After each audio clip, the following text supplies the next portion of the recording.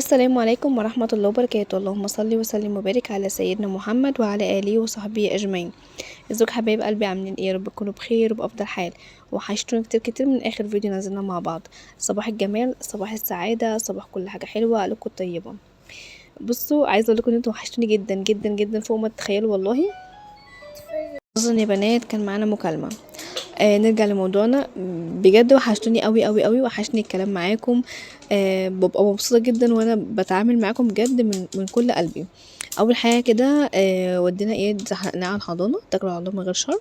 ودخلت بقى، بدات بقى ان انا ارتب اموري واعمل بقى فطار كده دسم، ان هو فطار وغدا الاتنين مع بعض كده، عشان احنا ايه العشاء بتاعنا يبقى متاخر شويه، لان كان عندي شغل كتير هعمله هياخد مني وقت. ممكن في التصوير هنا مفيش وقت، او حاسين ان هي حاجه بسيطه، بس كمجهود لا، هياخد مني وقت ومجهود كمان. تمام تمام. بالفعل اخدت بعضي بعد ما خلصت الفطار واكلنا الحمد لله، اللهم لك الحمد، ربنا يديمها عيني محفظه من زوال يا رب، اللهم امين.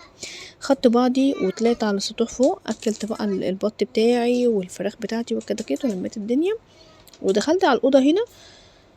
محتاجه ان هي تتروق وتتنضف، بس يعني ايه، واخداها حاجه حاجه، باخد الحاجات بس اللي هي فيها كركبه دي، عايزه اتخلص منها يا بنات. كل الكركبه اللي موجوده في البيت هنا عايزه اتخلص منها بشكل ما يتوصفش بقى. عايزه اخلي الدنيا فاضيه قدامي، ما يكونش فيها حاجه خالص. تمام تمام. فدي تلاجة قديمة، 22 قدم حياتها زي ما انتوا شايفين كده. فكنت بروق الأوضة زمان، او كنت كل الحاجات بتاعه العربيه اللي انتوا شايفينها دي كلها انا ما افهمش فيها، يعني انا ما اعرفش فيها ايه السليم، ايه اللي شغال، إيه اللي ينفع يتركن نستعمله بعد كده، ايه اللي هيفيدنا، هيتباع لي ايه وفين وبكام، ما افهمش فيها خالص، فعلا مش بفهم فيها. فكنت روقت بقى عادي، نزلت الحاجات اللي هي العاديه وبعتها، لان الاوضه دي كانت كلها مليانه كراكيب قبل ما افتح القناه اساسا. عملتها بقى زمان مع نفسي كده. فكانت مليانه كلها كراكيب، وفضيتها ونضفتها بقى، وكل اللي انا مش عارفه يعني هو ده ايه كنت برميه في التلاجة. وقلت عادي حتى لو في طيور ولا حاجه، ما هو الحاجه في التلاجة كده من جوه ومش واضحه يعني ومش باينه، ومش هيعرفوا يروحوا عندها، وهي التلاجة كده ايه لمالي، بدل ما يقعدوا في الارض كده ويعني ويتبهدلوا مني وكده. فخدت قرار بقى انا واسامه جوزي ان احنا بقى هنفضي التلاجة دي كلها، وهنبيع بقى كل حاجه زي ما فضينا الجزء اللي هو تحت السلم، هنفضي دي كمان ون ايه، ونبيع بقى كل اللي فيها بقى زي ما انتوا شايفين كده. المهم بدأت بقى ان انا اطلع الحاجات دي كلها، عدة عربية، مضرب قديم، اجهزة كده قديمة انا مش عارفة، ممكن تكون مثلا كاسيت بتاع عربية، تسجيل قديم، الحاجات اللي هي قديمة قديمة قوي. انا فعلا حرفيا مش عارفاها، يعني انا كنت هناك عند ماما لما باجي اروق ولا بيكون في حاجة، كنت باجي اسالهم هو ده ايه، وهم يقولوا لي. فانا هنا مش عارفه، لان حاجات اول مره اشوفها وجديده عليا، فمش عارفاها طبعا وقديمه، فانا مش عارفه هي ايه. هنا بقول لكم ان انا خلصت الرف الاولاني، واخلص الرف التاني برضو ده، وهطلع كل حاجه فيه زي ما انتم شايفين بالشكل دوت برضو. عايزه اقول لكم بقى ايه، طبعا الفيران رايحه جايه بقى مبهدله الدنيا، وحاجات بقى حديد وستاندات وفوانيس بتاعه العربيه، فوانيس دي اللي هي الكشافات يا بنات، اللي هي من قدام دي اللي بتنور طبعا الطريق بالليل وكده. قديمه بقى. الفكره بقى هنا في ايه، اني بصراحه مش عارفه هل بيبقى معاه عربيه بيفضل بقى كل ما يغير حاجه يفضل يرمي كده. فالناس اللي معاها عربيه او معاها توك توك او معاها حاجه، هل انا مثلا شلت حاجه بايظه وجبت حاجه جديده بغيرها، مش المفروض البايظه دي انا هرميها ليه؟ مش المفروض ان انا اطلعها مثلا ابيعها؟ لكن لو جبت قطعتين مثلا مع بعض جداد، هستخدم واحده وعين التانية، عشان لو اللي انا شغاله بيها مثلا باظت، هبتدي اخد من اللي موجوده دي اللي انا جايباها ايه استبن. في الحاله دي اقول اوكي ماشي. لكن فكره بقى اللي هو اركن اركن اركن اركن، ايه الفكره من هنا بصراحه؟ مش عارفه، فالله المستعان يعني. المهم بدات بقى اطلع كل حاجه زي ما انتم شايفين، ولقيت بقى الصندوق بقى اللي هو الاحمر اللي جوه ده، خطير يا بنات، قطيفه، وبصراحه بحالته زي ما هو مفيهوش حاجه، ومن جوه فاضي ومفيهوش حاجه برضه. لقيت بس كده زي لوحه كده مكتوب عليها كلام، والكلام طبعا واقع منه قديم ومتكسر وكده، فانا مش عارفه حتى الكلام اللي مكتوب ايه لان الحروف واقعه. فالمهم انا بقى قلت العلبه دي، الصندوق ده انا مش هستغنى عنه، همسحه كده والمعه واغسله واظبطه، وانا هستخدمه كده في حاجه، وهقول لكم لما اجي هستخدمه في ايه. بصوا، من حاجه مرميه هنا، يعتبر هنقول في الزبالة، يعني حاجات كده مرمية، بصوا بقالها زمن.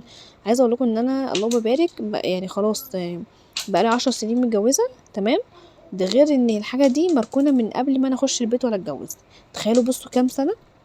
بصوا من جوه زي ما هي بحالتها، جواها بقى الدقيق والحروف واقعه، فانا عماله اعدل فيها يمين وشمال، مش عارفه بصراحه الحروف بتاعتها ايه. فحطيتها زي ما هي وخدتها ركنتها على جنب، علشان ايه ابقى انا يعني هشوف لها صرفه الصندوق نفسه، لكن اللي جوه هرميه اساسا.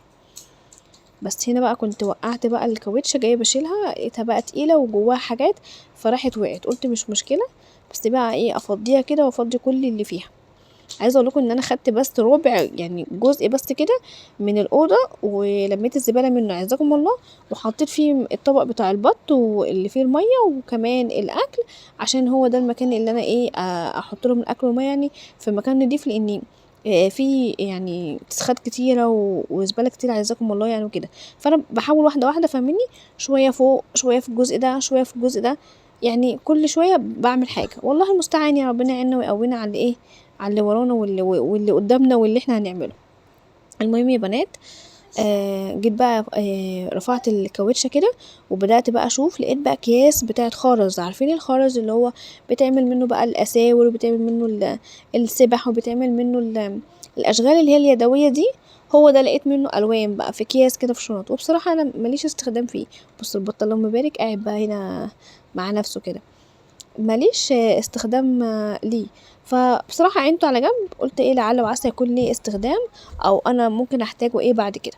بس هنا بقى حاولت بقى ان انا انضف الجزئية دي كده، اللي هو المربع اللي جنب التلاجة، وكمان شلت البرميل دوت خالص. هو قولوا معايا بصوا، مكان ما انا واقفة كده ده كله مكان ما بياكلوا، ففي بواقي اكل، فبصراحه استحرمت ان انا المها مع الزباله عزكم الله. وقلت بقى ايه هكنس بس اودي الزباله كده الجزء اللي جوه كده اللي عند البرميل، واروح ايه عاملاه يعني ايه كنساهم لجوه كده. بصوا بقى يا بنات، بعد ما زقيت التراب اللي عزكم الله يعني لجوه كده، قلت ابقى اجيب الجردل واروح ايه كنساه. هنا بقى على البرميل في حاجات محطوطه، فقلت انضفها واحطها هنا. ده الغطا بتاع الكتله اللي هي بتاعت التكييف اللي عندي في الشقه، الكتله بتاعته في الرابع هنا زي ما انتم شايفين. فقلت بقى ايه هنضفها بقى ايه واحطها كده في رف التلاجة. بس قبل ما احطها قلت بقى ايه هنضف رف التلاجة وانزل منه التراب والعفرة والحاجات اللي انتوا عارفينها دي، وحطيت بقى ايه الغطا بتاعه. وهنا زي ما كنت ترابيزة بلياردو، مش عارفة اسمها بلياردو ولا حاجة تانية. المهم ايه شلتها برضو، قلت اغسلها وانضفها والعصاية بتاعتها تحت والكرة بتاعتها تحت، واخلي العيال ايه يلعبوا بيها. هنا لقيت مفك اساسا مصدي قديم حالته بالبلا ومعوج، فده برضو من ضمن الحاجات اللي بتتباع في الخردة. بصوا بقى، شايفين انا بنضف هنا البرميل ده الارضية بتاعته او القاعدة بتاعته، ووشه اللي هو تحت.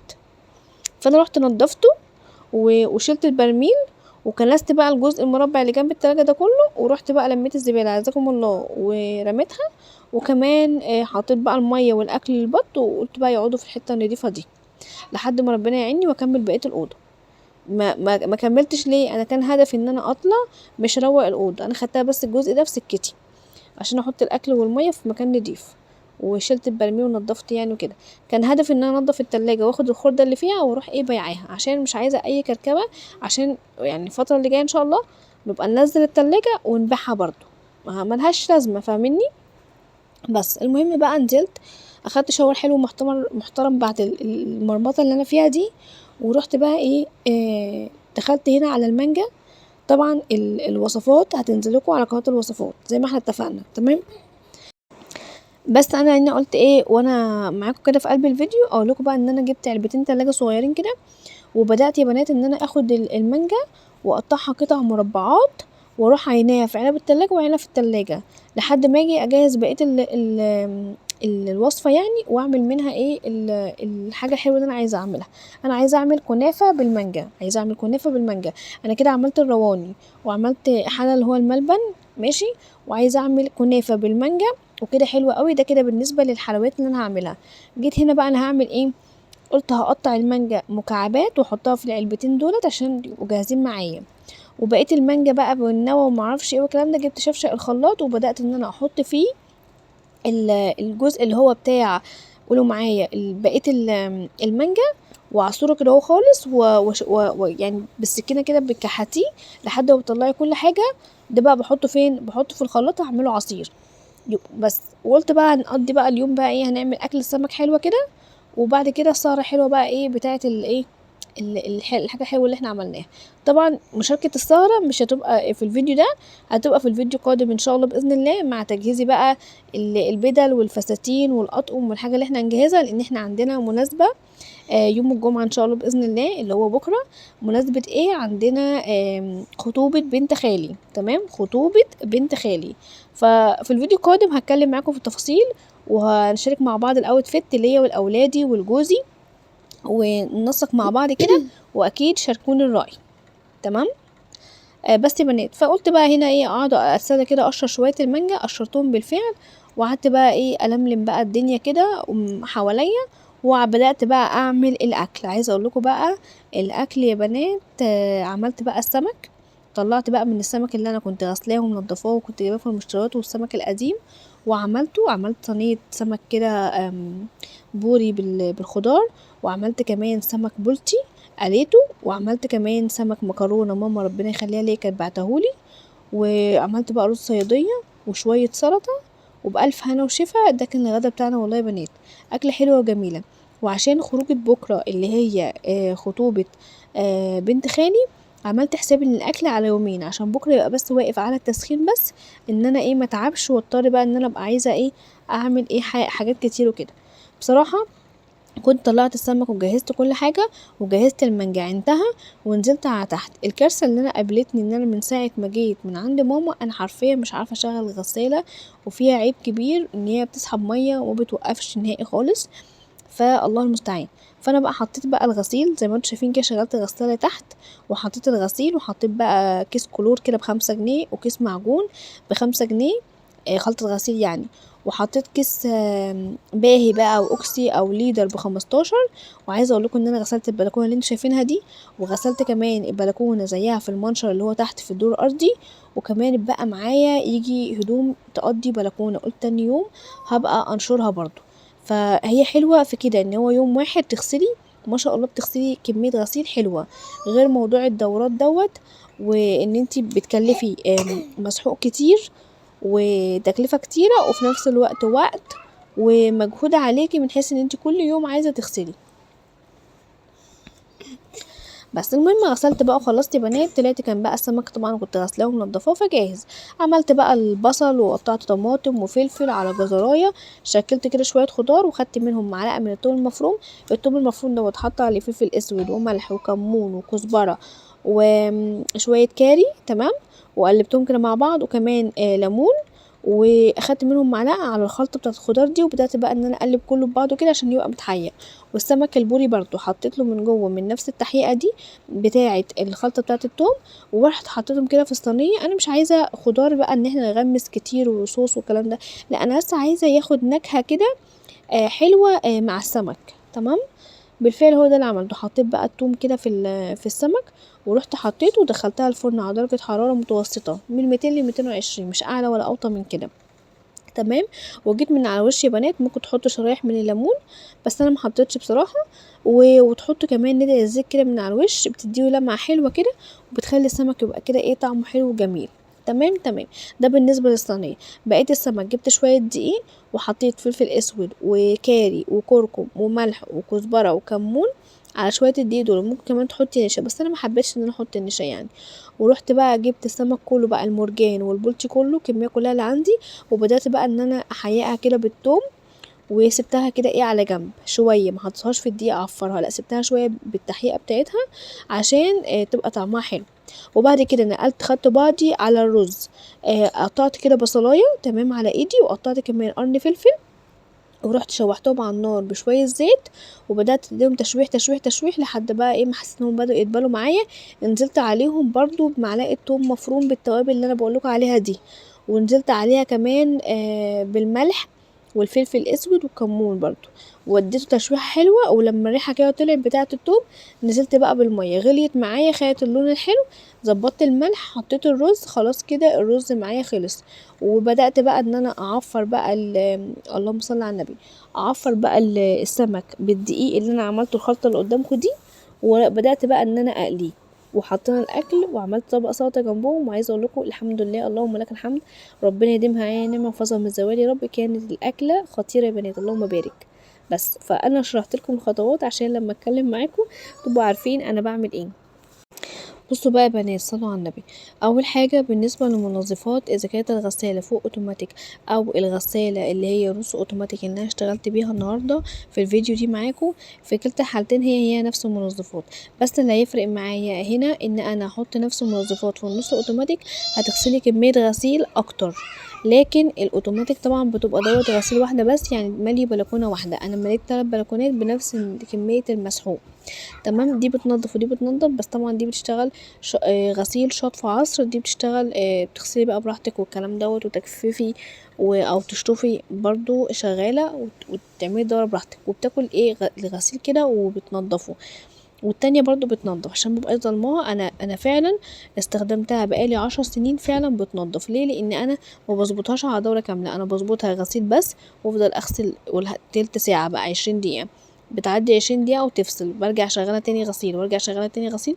يعني بشغلها 3 مرات غسيل، بتعامل معاها كأنها غسالة نص اوتوماتيك اللي هي بروحين، او كأني اللي هي غسالة عادية. وبعد ما بتأكد ان الغسيل خلاص نضف معايا والدنيا بقى زي الفل، بشغل عادي ان هي تشتغل غسيل وشطف وعصر عادي، مفيش مشكلة. فاهميني؟